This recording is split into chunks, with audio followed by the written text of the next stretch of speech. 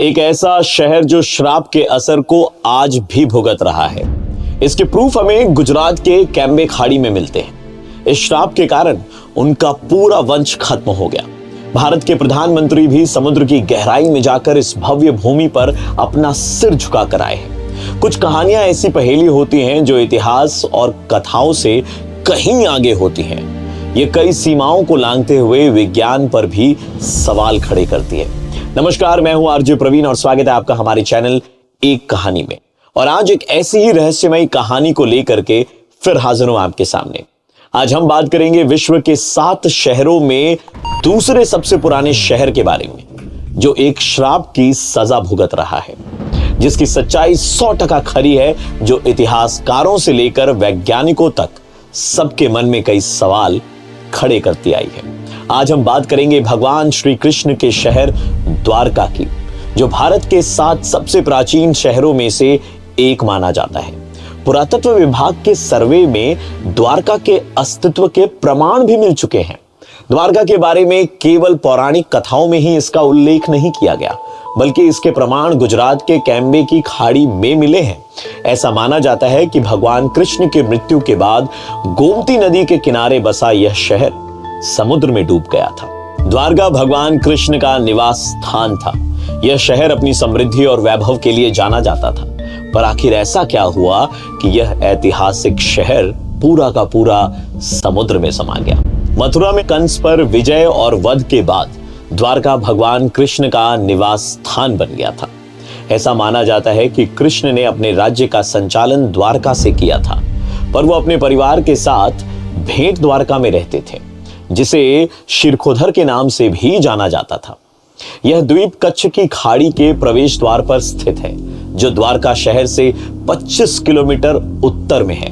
पौराणिक कथाओं के अनुसार महाराजा रैवतक के समुद्र तट पर कुश बिछाकर यज्ञ करने के कारण ही इस नगरी का नाम पहले कुशस्थली था।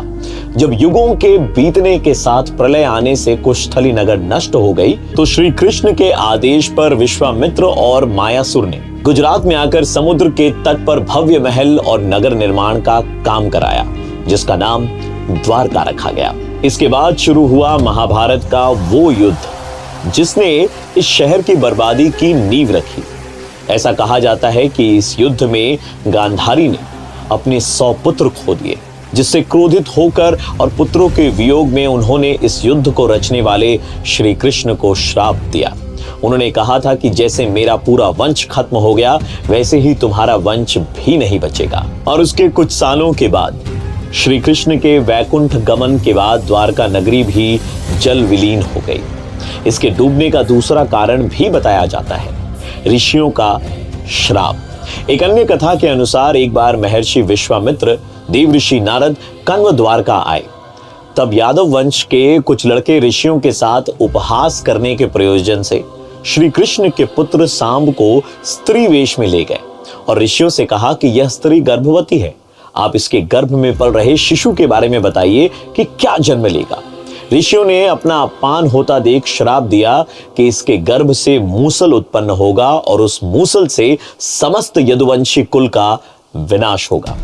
उसके बाद सभी यदुवंशी आपस में लड़ लड़कर मरने लगे और श्री कृष्ण पर किसी शिकारी ने हिरण समझकर बाण चला दिया, जिससे भगवान श्री कृष्ण देवलोक चले गए। और उधर जब पांडवों को द्वारका में हुई अनहोनी का पता चला, तो अर्जुन तुरंत द्वारका गए और श्री कृष्ण के बचे हुए परिजनों को अपने साथ इंद्रप्रस्थ लेकर चले गए।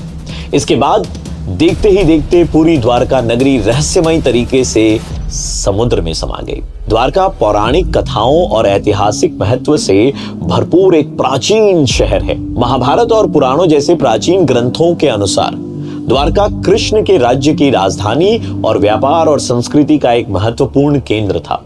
शास्त्रों के अनुसार द्वारका वास्तुकला और इंजीनियरिंग का भी एक चमत्कार था। इसे सोने, चांदी और कीमती पत्थरों से बने महलों से सजी एक नगरी के रूप में बताया गया था। द्वारका की सड़कें शानदार उद्यानों, जिन्हें आज हम पार्क के नाम से भी जानते हैं, उत्तम मंदिरों और भव्य हवेलियों से सजी थी। कृष्ण पुराण के अनुसार इस शहर में 7 लाख महल थे, जिनकी शोभा देखते बनती थी।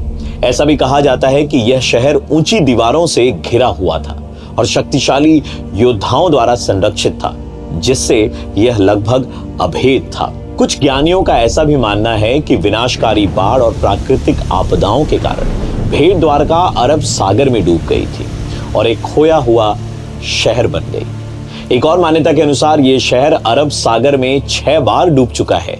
जो वर्तमान में द्वारका है, उसे 7वीं बार में बनाया गया है। द्वारका की कथा प्राचीन ग्रंथों और पौराणिक कथाओं तक ही सीमित रही, जब तक कि हाल के समय में पुरातात्विक साक्ष्य नहीं मिले थे। 1983 और 90 के बीच भारत के राष्ट्रीय समुद्र विज्ञान संस्थान के कुछ वैज्ञानिकों ने द्वारका और भेंट द्वारका में पानी के नीचे कई खुदाई की।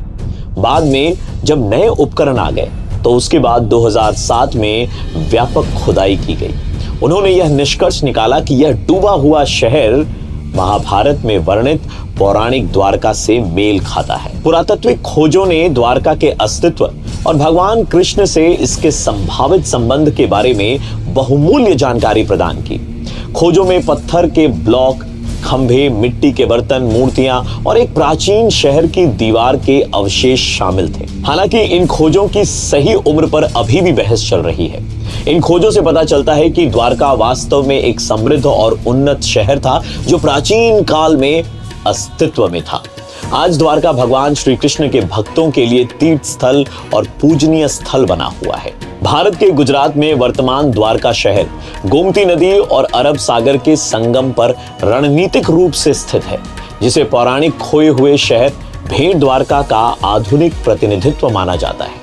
यह हजारों लोगों को आकर्षित करता है, जो प्राचीन खंडहरों को देखने और आध्यात्मिक शांति की तलाश में आते हैं। पिछले कुछ सालों में जहां कई न्यूज चैनल के रिपोर्टर्स जो हैं वो पानी के अंदर जाकर इस शहर को दिखा रहे हैं, वहीं भारत के प्रधानमंत्री भी समुद्र की गहराई में जाकर इस भव्य भूमि पर अपना सिर झुका चुके हैं। द्वारका को व्यापक रूप से एक पवित्र शहर के रूप में मान्यता प्राप्त है, जिसका मुख्य कारण द्वारकाधीश मंदिर की उपस्थिति है। यह मंदिर हिंदू धर्म में अत्यधिक श्रद्धा का स्थान रखता है और इसे 4 सबसे पवित्र 4 धाम स्थलों में से एक होने का गौरव प्राप्त है। द्वारका अभी भी एक अबूझ पहेली बनी हुई है, जो समुद्र में डूबे किसी बहुमूल्य खजाने जैसी है। द्वारका एक ऐसा रहस्य है जो करोड़ों लोगों की सोच में बसकर भी हमें लहरों के नीचे छिपे रहस्यों को जानने के लिए आमंत्रित करता है।